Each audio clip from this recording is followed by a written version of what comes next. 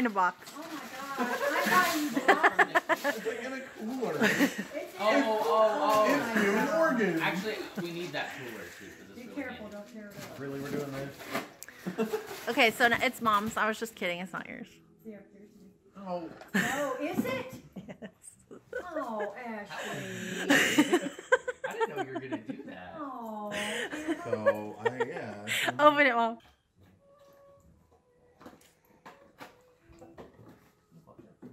Open it. I'm trying. Just kidding. It's Aaron's. What is it? What the Give it to him. freak? Is it? Really? Now it's gonna be. Is it? And now it's gonna be Ashley. Yeah, for Ashley. I bought it for myself. Yes, super moist chocolate. Oh my gosh. Okay, wait. I couldn't find any boxes, so I had to go in the pantry. That's what I thought. I was like, I bet that one back there is for me, but it's disguised as. All right. I really thought it was Caleb's. Open, but first prepare. What? Open butt first. All right. Your request, but. What in the world? A love letter. No. What? That's cool. It's Read what it is.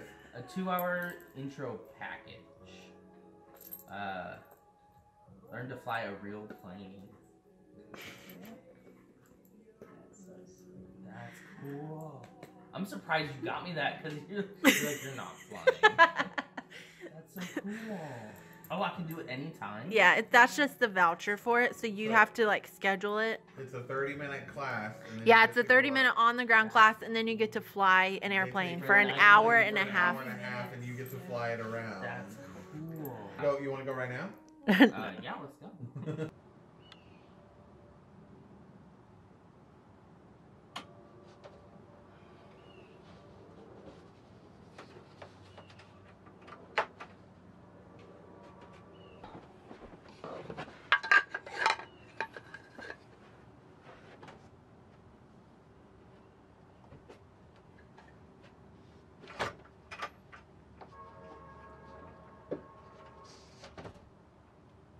Ever since I was young, I have always loved airplanes.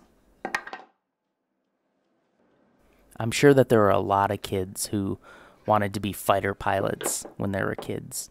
And as you grow up, you kind of move into more realistic opportunities. And even though my life took me in a completely different direction than that, I never really lost that love of aviation.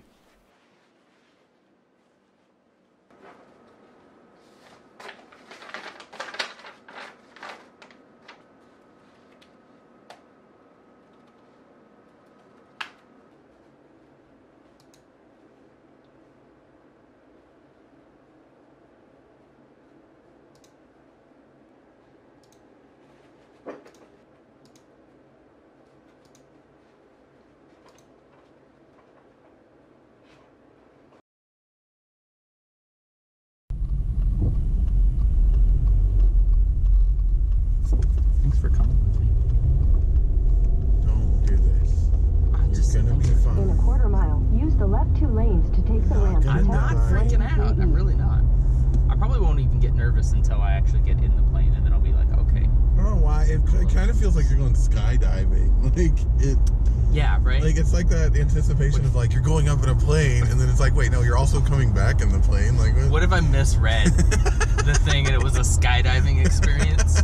And they're like, okay, you can jump whenever you're ready. And it's like, jump? I wasn't prepared for this, but okay. I'm not ready. Hello. How are you? Good. I have an appointment at 10. I'm a little early. Here? Yes.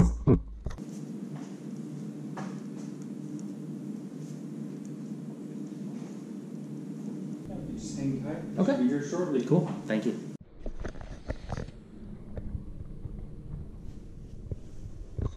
So after waiting for what felt like an eternity, I found out the weather was a little rough that day. So I couldn't fly today. winds. So we're just gonna go home. We can go fly on a flight simulator on the. That's how I should just cut to like me at my computer chair, like flying something else. You're like, I did it. This is much less dangerous. I thought it would be actual flying, but I'm okay with it. That plane's going super fast. It looks fine. I would defer to what the pilots say because Well, they don't always know what's best for planes. In half a mile, turn right onto Lindbergh.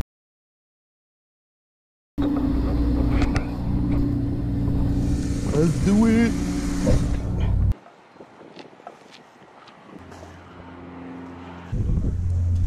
Hello. I'm Aaron. I have the 10 o'clock. Yep. I can just sign this waiver for me, please.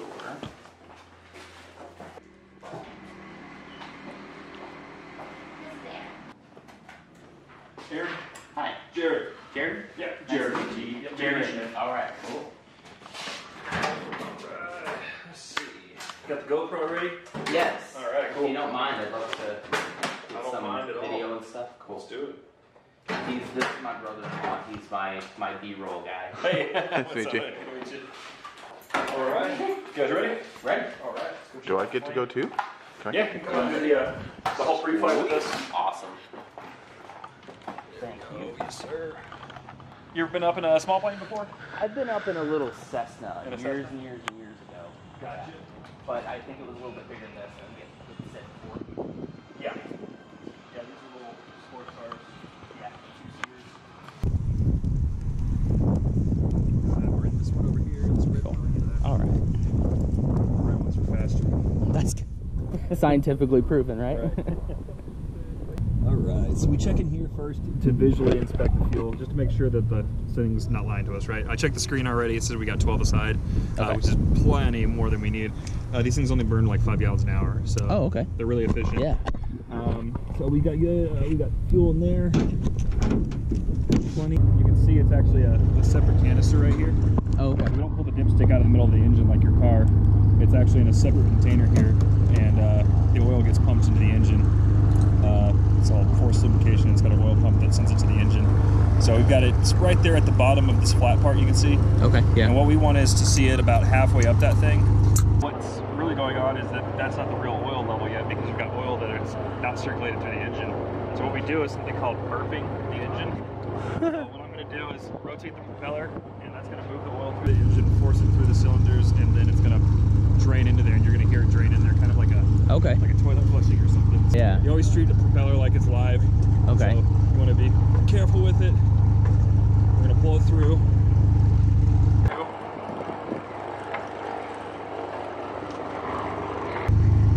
We're just waiting for that sound. You tell me when you hear it. It'll be a pretty obvious draining noise. Okay.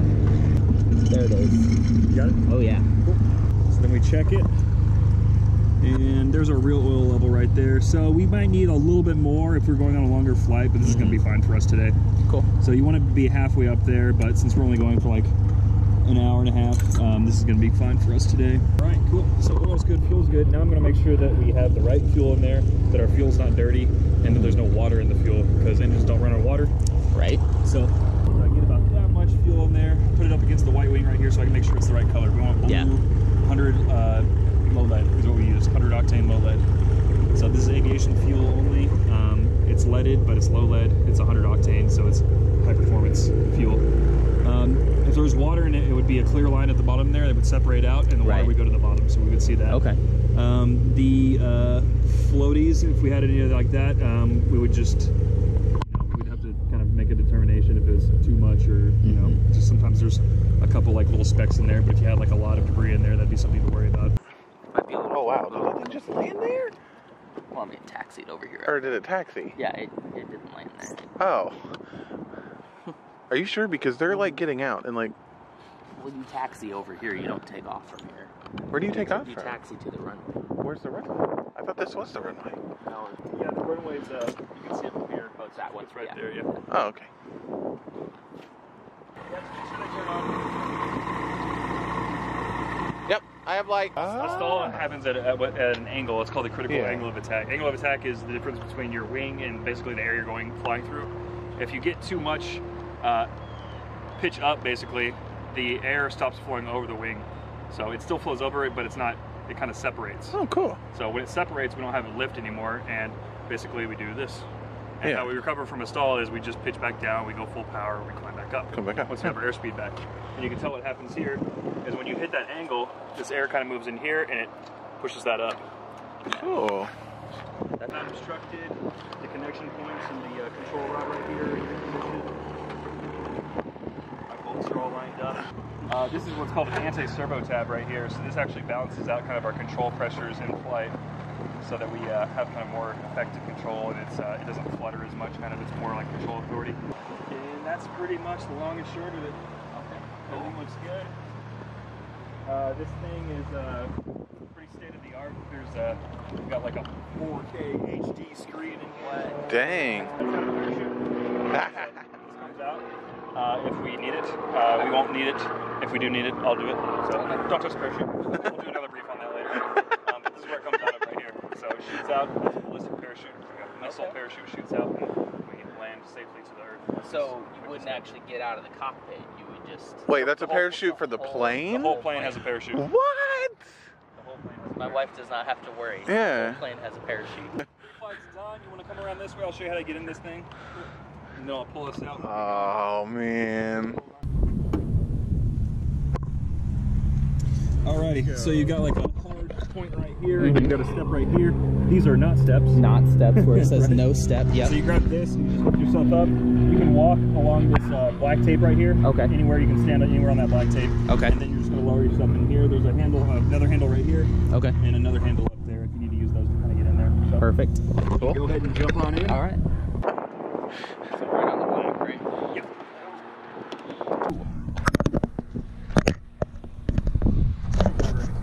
I know, right? I mean, he showed you where all the handles were, so that's on you. Can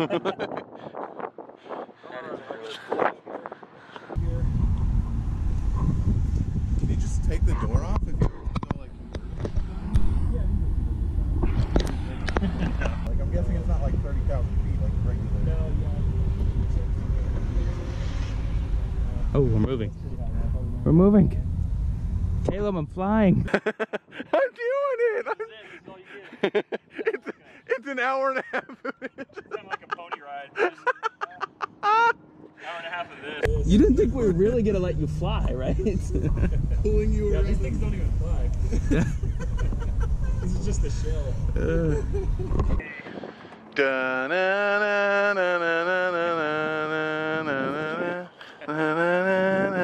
That's the jam. We listen to that every day. No exceptions. Buckle up, huh? We were going to do this again but next time you have to wear the Top Gun outfit. Yeah. There you go. Cool, so what we do if we have to get out of this thing, if we land off airport in a field somewhere, which is totally capable of doing, I'm only going to pull this if I can't control the airplane, basically. I could still land it if, like, say, the worst thing happened and the engine stopped working for whatever reason while flying around. I can land this thing in a field, no problem. These things will land in grass on purpose all the time. So, no big deal. We would land off airport. What we would do is we'd unbuckle our seatbelts. I would already have this unlatched, which this is the closed position right here. Okay. This is the open position. So if that wasn't already latched, I'm going to have you open it, right? Okay. Cool. We'll push that open, and we climb out. We meet in the back of the airplane. Is what we do. Okay. Cool. Okay. Let's see what else. You know how the seatbelts work. You know how that works. No smoking. Yep. I'm good there. No smoking. The emergency exits are here, here, and here. Basically, this is our emergency exit. Okay. The BRS, the ballistic recovery system, right here. I'm going to take this pin out right here. Okay. And now it's active. So so we don't touch this. You have to pull this out to engage it. Okay. So the only times we would do this is if the airplane was uncontrollable. I can't control this plane. There's no way I can land it, right? I'm going to pull that. Or if something happens to me, like I pass out, something like that happens, then you're in charge. Okay. All right. You're not allowed to use any of this audio.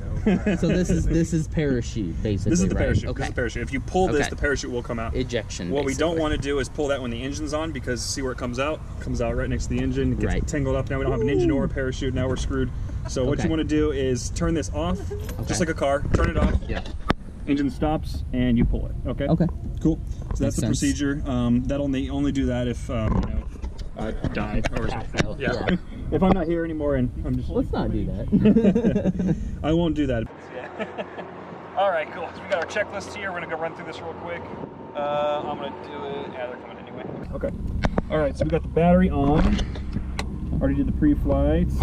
That's all done. Okay. Engine start. Rudder pedals are adjusted. Parachute pin, I stowed it already. Circuit breakers are all in right here. We got our shoulder harnesses and seatbelts fastened. I already briefed you on the emergency procedures here. All right, I got the brakes. Master battery is on. Master generator is on. EFIS 1 is on. That's our electronic flight information system right here. Okay. Fuel pump is on. We'll hear it. All right, we got that all done. Clear prop.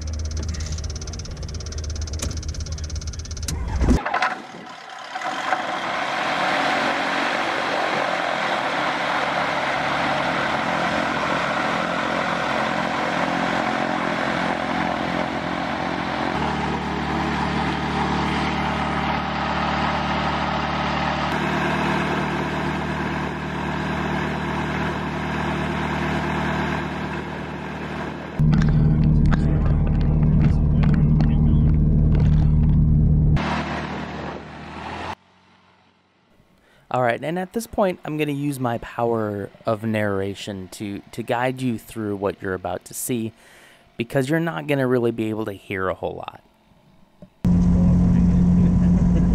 Everything you do, I'll be right here with you, so don't worry about it. So at this point, I'm actually taxiing out. I'm using the rudder pedals to move, and I'm not really good at this.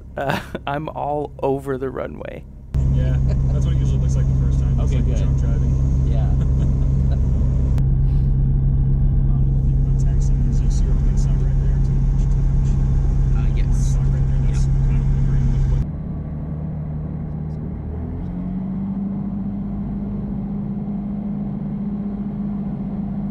what. So on takeoffs and most landings, I'm not in control.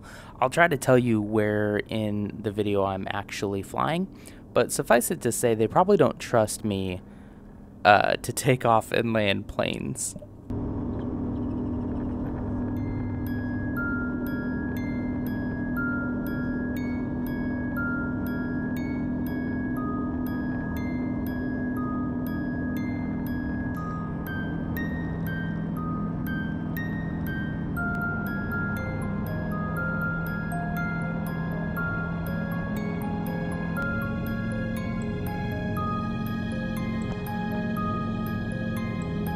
But really, before I knew it and before I really felt ready, it was time to take the controls.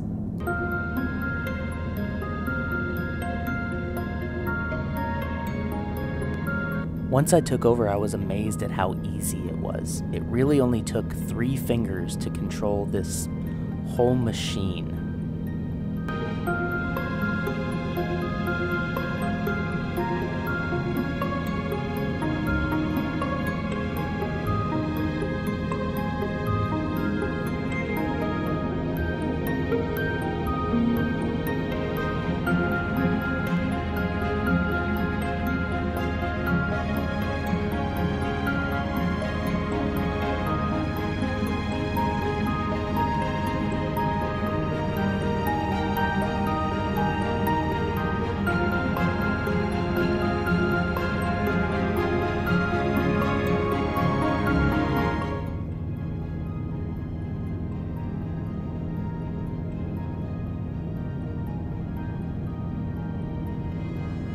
Outside of the basics, he also taught me how to recover from a stall, which sounds scarier than it really is.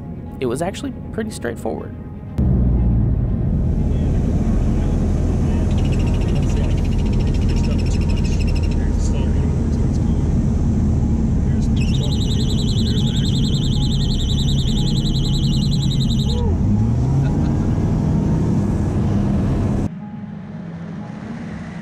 He took me out a little ways to a rural airport where he was going to do just a couple of landings.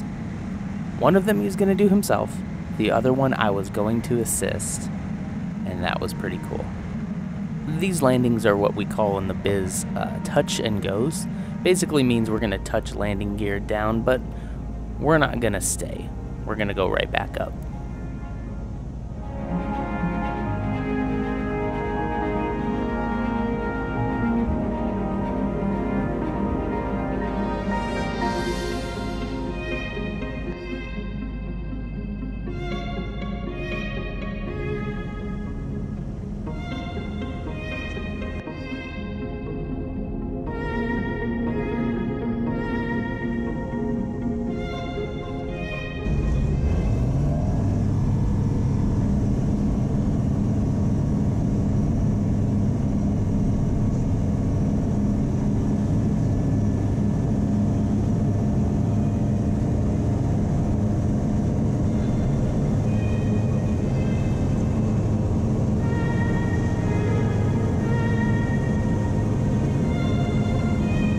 So on the second approach, I was helping him approach the runway, and we were gonna, I can't remember what he called it, but you're basically using the wind and coming in at an angle so that you can drop altitude a lot faster because we started a lot higher.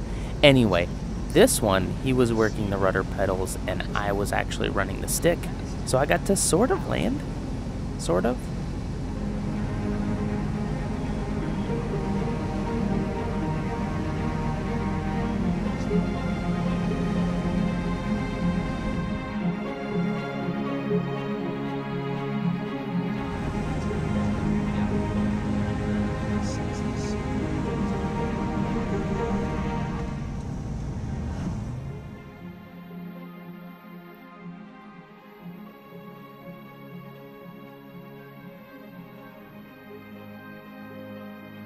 Alright, so this was probably the coolest part of the whole flight. On the way back, he basically told me, just, you know, head in this direction here, but play around, make some turns, have fun with it. I won't let you crash us. Just have fun. So I was turning and, you know, just really getting into it by this point. And then as we approached the Addison airport, I got to do the call-in.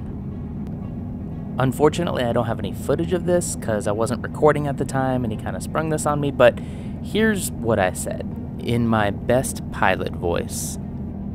Addison Tower, this is Thrust 9er, 2,500 feet, we have eyes on traffic. How cool was that? That was honestly probably one of the coolest parts of the flight. He looked at me afterwards and said, "Do you feel like a pilot now?" And I gotta say, yeah, kinda. I kinda do. And that was it. In what felt like almost no time at all, we were landing back at Addison Airport and we were done.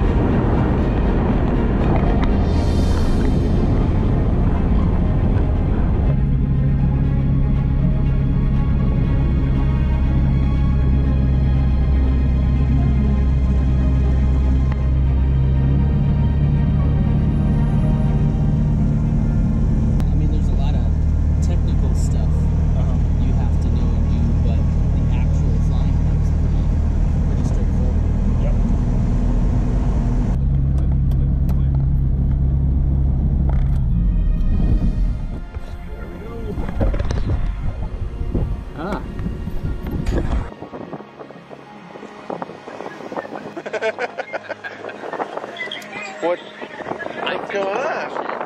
What's up, fly boy?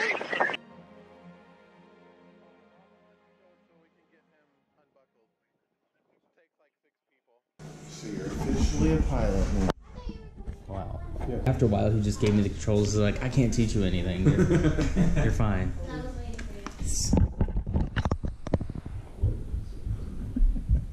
Date here, 1115. Make and model aircraft is Cruise. That's Okay. the model code for our sport cruisers. 5680 Charlie is what we were in, also known as Thrust 9. Addison to 7F3. That was Catomelos, and then back to Addison. We did it exactly an hour and a half. Nice. Because I'm good at that. Dual received, 1.5 hours, so that means you received instruction from me. Cool. It was daytime, so we got 1.5 during the day. Let's see, we got like 2 landings in there, and we did 1.5. I'm gonna put what we did right here. So we did slow flight. Wait, did y'all land and then come? Mm-hmm. Well, I mean, we did a touch and go. Oh, Yeah, cool. it was cool. Yeah. Power off stall. Cool, that's all the stuff we did. Cool. And here is my signature and my CFI number. There you go. Legal. It's a legal All right. document. Those are your first 1.5 hours of flight time. So That's cool. if you ever come back, bring that, and All right. we'll put some more in there. And Yeah. if you ever get to like 30, then you just go be a private pilot. That's cool. So- It's only 30. I thought it was like 100. No, It's not only even 30. close. Yeah. Wow. Thank you so much. No problem, man. It was a Appreciate pleasure. Yeah. It was fun. Thanks for coming by, guys. Yeah. All right. Thanks. See y'all later. We could just take the plane home. Yeah, right. Now that I'm a pilot, I can just take the plane home. So, is this it?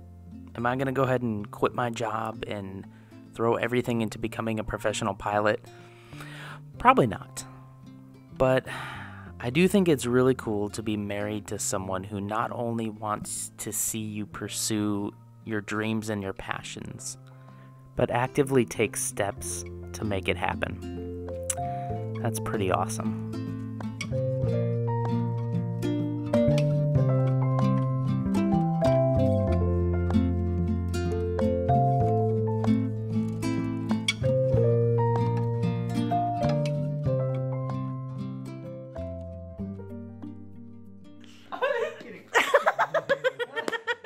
That's really what you're getting. Oh. He really is. Oh my gosh. I'm good.